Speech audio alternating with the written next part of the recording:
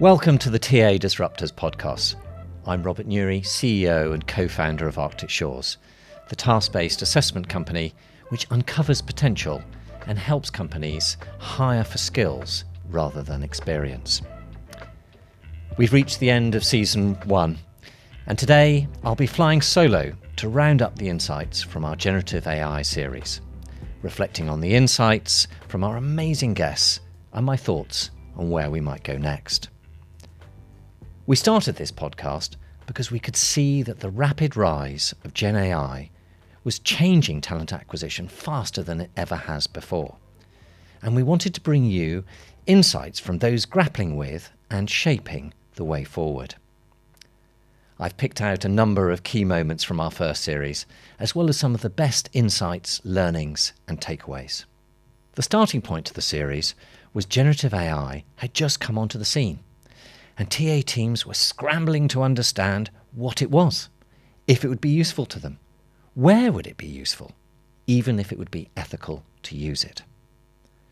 And that was even before we thought about the implications of the AI-enabled candidate. Many hoped that it might be a fad, and that there would be plenty of time to work out what its implications might be.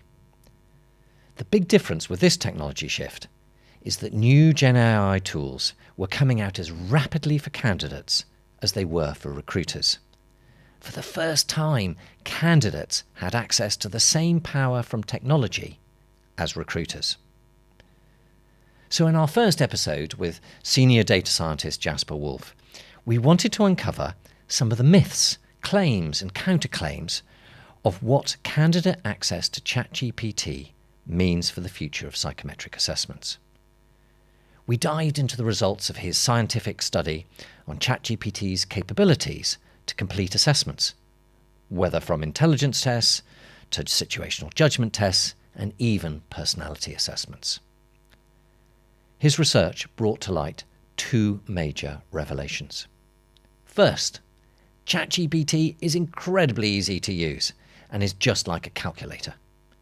Even in its basic setup, it outperforms the majority of humans in traditional psychometric tests. Second, ChatGPT-4, which is behind a paywall, is significantly better than the free version in completing these tests. This raises the concern that once again we have a divide between those with high financial access and those that don't, distorting fair access to jobs. We've looked at 4 different assessment types. We've looked at traditional assessments, and we've used verbal reasoning assessments and numeracy assessments. So these are traditional aptitude assessments. And then we've also looked at situational judgment tests. And then lastly, we've looked at personality assessments, and in particular, question-based personality, sort of self-report surveys. For verbal reasoning, for example, which is the classic format where you have a passage of text giving you some information, and then you have to decide whether or not a statement is true, false, or cannot say based on that passage of information. And we used to have one of those assessments ourselves. So as a proxy for these types of assessments generally, we've actually taken our own assessment, and we've looked at how vulnerable it is to ChatGPT's input. And what we found is that both ChatGPT-3 and GPT-4 show above average human performance with a range of prompting styles and even basic prompting. And we've published some research about this now. But basically with GPT-4 and what's called a chain of thought prompting style, where you give it one example as a reference example, it's able to score better than 98.8% of all candidates who've ever completed our assessment. And this is tested using what's called the API, which is like an interface to access the model, which allows you to really test it at scale, which was important for us. But I think it's important to emphasize here that it is very easy for candidates to, for example, just scan the image of the text on their phone and input that into the ChatGPT app, for example. And as we were referencing, the the interfaces and the UI for these models is currently very bare bones, because it's just it's created by a group of developers. But as investment starts getting put into these models, these user interfaces are going to improve massively, to the point where you can just connect it to whatever browser interface that you're completing an assessment on. And I think it's key to note here that Google Bard, which is Google's version of the large language model, specifically in its instructions is targeting the ability to complete or to write cover letters or write CVs, and it's also able to complete a whole range of activities. They're going into education as well, for example. So they're not afraid to build functionality to allow people to start using these models in different ways and use them in actual assessment contexts. And numeracy was one where we have a string of numbers where one of the numbers is missing, and you need to work out a pattern for that will lead you to what the missing number is, and input that missing number. And that actually, GPT-4 and 3 sort of by default performed below the human baseline.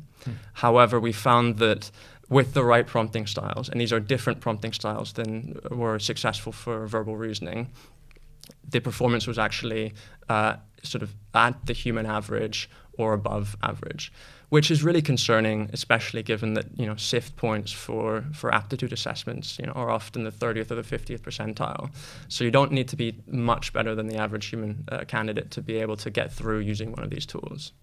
So following on from that, we looked at what its overall reasoning ability is, and if it's able to reason with everyday workplace scenarios in the format of SJTs. And there as well, similar to verbal reasoning, we found really good performance across the board, but also a difference between GPT-3 and GPT-4. So GPT-3 got around 55 to 60% of SJT questions correct, whereas GPT-4 got between 65 and 75% of reasoning items correct. And that's a real notable difference, and GPT-4 is scoring, around the 70th percentile compared to human test takers, which really shows that these types of assessments of what we thought were critical thinking abilities or reasoning abilities or workplace behavior are now feasible to complete using the help of ChatGPT. These revelations and challenging perspectives set the tone for the series. In my conversation with Yasser Ahmad, the Global Vice President of Talent, Mobility and Rewards at HelloFresh, he revealed an unexpected approach to managing change and disruption, which is to welcome new technology as a means of forcing his team to question established views and current processes. He was unequivocal on one fiercely debated topic: that candidates using Gen AI to help with their applications is a good thing and should be encouraged. So we know that generative AI exists. We know people are going to use it. We don't mind you using it, but we prefer to talk about people's skills, and we want people to join us due to our values, and you'll be a part of a culture. So it's important to bring your true self, and that's part of one of our values. And that's why during the interview process, we will ask you, or it would be recommended for you to share, if there is any topics that you've kind of used Gen AI on. Going back to some of the malicious side, you want people to use Gen AI, but there's an automation and efficiency piece on this, that at a click of a button you can send 400 applications. That you're going to be inundated. And I think it's a great problem to have. Like someone saying to me, hey, you're going to be inundated with CVs. Great, that's my problem to fix now. Yes. Interestingly, this perspective, albeit cautiously, is also being taken by Sonia Pawson, the Director of Government Skills at the Cabinet Office. Sonia is responsible for delivering one of the most highly regarded graduate programmes in the UK, the Civil Service Fast Stream. Sonia and her team are one step ahead of many TA teams. They are redesigning the selection process to embrace candidate use of Gen AI. Sonia highlighted the careful thought needed to prepare for this change. In particular, how to balance the use of Gen AI by candidates while still maintaining ethical and predictive outcomes. I've read quite a bit recently and had loads of discussions with colleagues and peers around, well, should we be looking to deter use? Should we be looking to introduce kind of remote proctoring into all testing, or should we indeed go back to traditional methods, face-to-face, invigilated pencil and paper tests, which I don't think, definitely not. I wouldn't be recommending we do that. I was actually at a event last week, and we were inducting our new graduates into the civil service, and I took the opportunity to just test out and based on your research, where I think it was 72% of applicants suggest they're now exploring using ChatGPT, and maybe a fifth of those when they're actually applying for jobs. I thought I'd do a little experiment. So I asked a group that I was with to just raise their hands if they had used ChatGPT when applying for the civil service fast stream, and a bit tentative, I think, but eventually most of them did start raising their hands. So it's here, and I think that's what we need to be really thinking about. Okay, then, how do we make best use of Gen AI in the process, like we would do in the workplace? So from a skills angle, a lot of the focus that I have at the moment is building digital and data literacy and capability. So if that's what we want, and we see the future of work changing with arguably humans doing more value-added jobs, then we want to be thinking about that through the selection process. So I think definitely embracing. I've always been a fan of holistic assessments, so kind of triangulating multiple sources, a bit like the assessment centre method, really, multi-method, multi-data points, multi-source, to get the best measure and prediction of an individual's potential capability, skills, and so on. So I'm really thinking about that holistic methodology, and much more of a move to the task-based approach, like I say, in our second stage currently in the fast stream selection process. However, that said, I think it is going to take a little bit of time to move fully away from the numerical and verbal and situational judgment test. So, but that's something that we I think we've got to be really thinking about, and it's not a case of sticking our head in the sand and hoping it doesn't come or it doesn't happen, because it is. And that's why I've been really pleased to see your commitment to research and sharing the research, because I think it is true to say, as practitioners in the field, where we want to hold ourselves up to the gold standards, we need the research to be shared. I think there's a bit of a gap at the moment in that area. So I'd be encouraging practitioners, academics, to make and publish free access research, so that we can together kind of move forward and innovate. TA influencer and recruiting brain food curator Hung Lee was also bullish in his view that mass apply technology will revolutionise both sides of the recruitment process. He was also emphatic that it's now a given that candidates will embrace Gen AI tools, which will force the hand of every organisation to make adjustments to their recruitment process for good. Now we have sort of situations where, of course, we have candidate usage of generic tools like ChatGPT to create better copy on application forms, resumes, CVs, etc.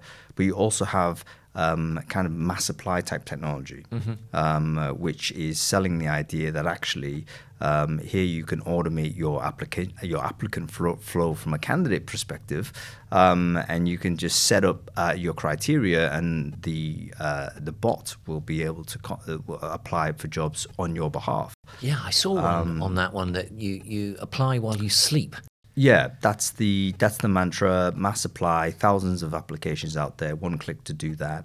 The main difference between this and previous mass apply type technology, because if you have a list of emails, you can send a big mail merge. Yeah. Difference here is that what the technology is allowing candidates to do is to personalize these applications. Right. So it's mass apply, personalized mass apply at scale. And my argument is, our recruitment processes have been designed for a non-AI enabled candidate. Yes. And have we created systems that can absorb AI enabled candidates? I would suggest strongly that no, we haven't. So on the spectrum, I think because of all of these grey areas, the most important thing that any employer can do is to just invest some time to create a position on that spectrum. And obviously, if they're sensible, they'll be able to absorb information and move across that spectrum according to how they wish. But the wrong thing to do would be to not have any thought on this. Because you're going to get to a point where your recruiters are not going to be able to interpret what is or is not cheating. Sile Magos, CEO and co-founder of MetaView, focused on the ethical conundrum of AI-driven decision-making. And if AI now exhibits Mensa levels of reasoning capability, is it better placed to make an objective hiring decision? I think there's like some market dynamic aspects to this. Like hiring is... It's not like there's not necessarily always a buyer and a seller, right? It's a matchmaking act where you're both partially buying, both partially selling, and that obviously creates a dynamic within that interaction where no one necessarily has the right to impose a certain tool set within that interaction. Now, obviously, that's not totally, because obviously a lot of companies have toolings that they use, but there's still this thing that, hey, you know what, maybe if this person doesn't want to do X or Y thing, they could still be a great fit, and we should try and get them to join us, Yes. And they have a bit of power, they have a bit of agency there. So I think that's one thing. But I think by far the most important thing is that it's incredibly, when I think about deploying, when I have my product manager hat on and I think about deploying a feature, as much as we empathize with our users as much as possible and whatnot, at some point they appear as numbers in a spreadsheet and we see how many of those users did we have. Whereas when you're doing the act of hiring, you're really trying to understand that human being in front of you, and they could have spikes of strength here and sort of troughs of weakness here, but that's okay as long as they have these other two strengths. And so the amount of nuance that's involved in understanding is this person going to help my team get where it needs to go is there's just a lot of variables to it. And I think no up until recently, the technology was actually not sophisticated enough to really help me feel like it can help me make a better decision about the person in front of me. And so we relied a lot on our instincts. Yes. And, much as we try and sort of structure interview process and whatnot, you would still rely on that instinct and taking the conversation the way you want it to go in order to understand this person. What's changed for us specifically, so MetaView's been going for 4.5-5 years or so, always focused on how can we enable the people involved in hiring run better conversations and make better decisions off the back of them. This was echoed by guest Amanda Pleasant, JLL's Global Talent Sourcing Director. Amanda not only spoke about the need to preserve a human-centric process, but also the need to experiment with Gen AI tools to understand their limitations as much as their leverage. What happens if we take the human piece out too much? I've heard some people talk about things or ask questions around, what if we do have an AI assess a resume and it automatically pushes them to, meeting with a hiring manager? Or what if we eliminate these steps in the recruitment process? What if we eliminate the phone screen? What if we, where it's like, I do see a lot of perks of that, right? You're getting the candidate through the process faster. You're creating a better candidate experience because maybe they don't have to go through that middle point of having a recruiter. For me, my worry is we just have to be really cautious about keeping the human piece in all of this, as far as for candidate experience, for hiring manager experience, to, reduce bias, right? I think in general, humans are what we need in order to make this a more human process. Hiring is a human process. So I think that would be my only concern for it in the future. Amanda also went on to discuss another theme accelerated by digitization: the need for skills-based hiring.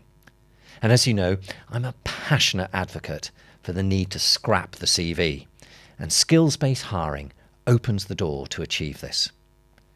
Which is why I was so glad to see this theme emerging, and it will be the main theme for our next series. And finally on this theme, Claudia Nutjens, from Global Head of Assessment at AMS, is thinking about how certain skill requirements are changing in this AI-enabled age. Her team are readjusting what skills they recommend their clients to measure.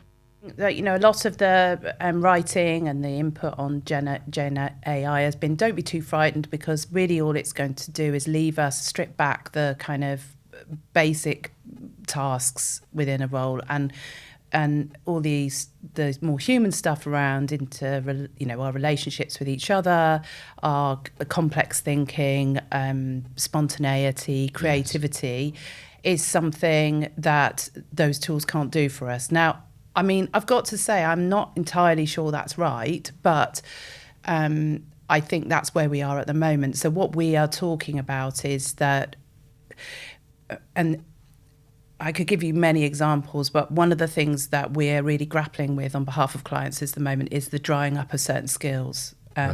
So we have really, very difficult talent markets for certain skills, and I'm sure that's not news to you. Yes. What we're trying to do now is come back with clients with some suggestions for how we can measure what it is that differentiates between a machine and basic skills and that person performing really well and possibly being able to transition to other roles, similar roles in the future.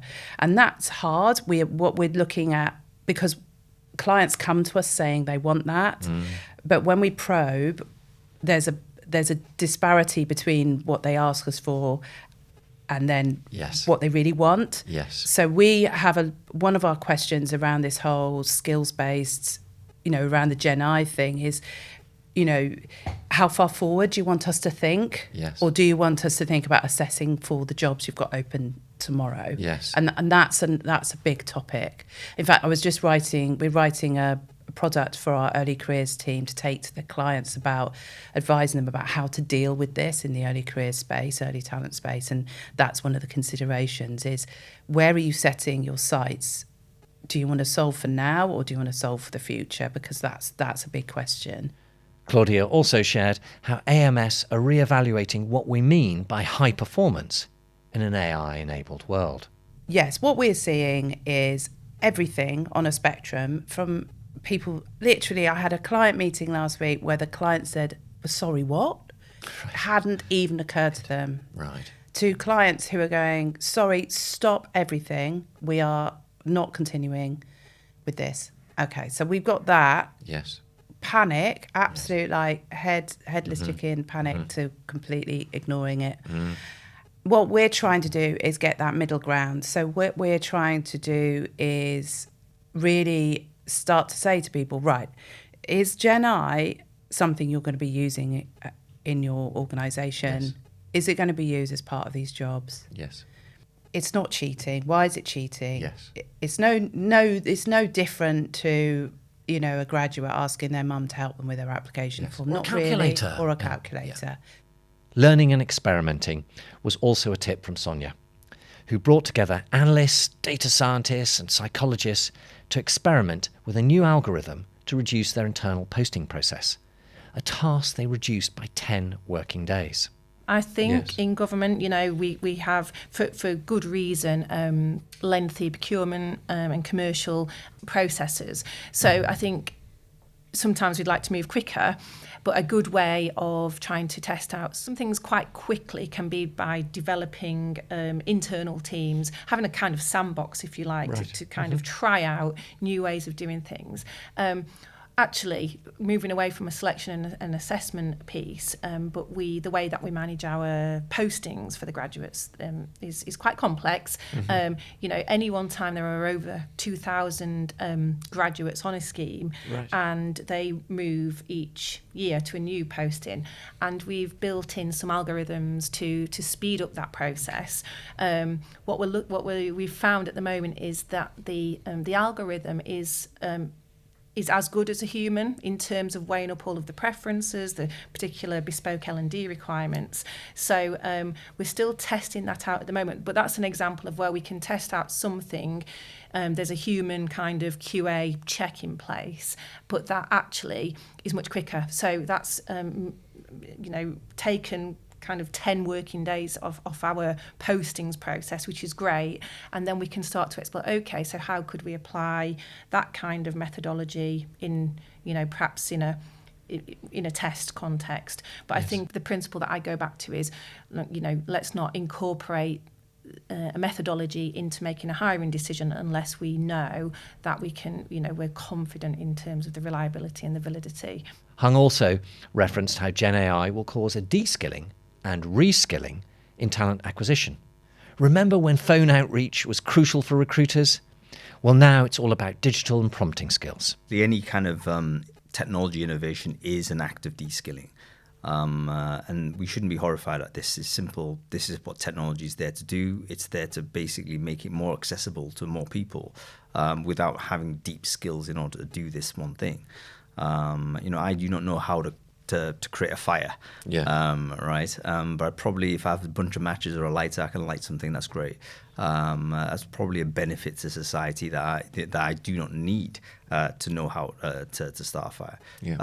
So similar to this technology innovation will be a huge de-skilling impact on the recruitment sector, but it will also require a reskilling in the sense that maybe the time that we have freed up need to be applied to other things that we need to get more skillful on. That's not unusual for this industry. For the older heads out there that were recruiting pre-internet, the phone was the main sort of tool of choice if you're recruiting. The best recruiters were great phone workers.